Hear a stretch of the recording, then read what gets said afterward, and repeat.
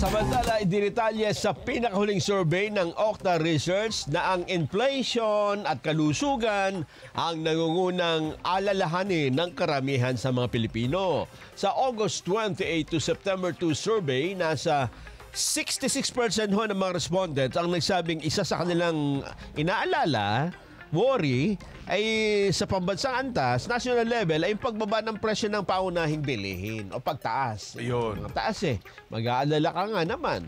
Susunod po dito yung karagdagang sahod sa mga manggagawa at access sa abot-kayang pagkain na nasa 39%, habang ang paglikha ng mas maraming trabaho ay 33% at ang pagbabawas sa kahirapan 25%. Sa personal na antas, 73% ang nagsabing ang kanilang paunahing prioridad ay ang pagkakaroon ng malusog na katawan at pag-iwas sa sakit. Tama naman.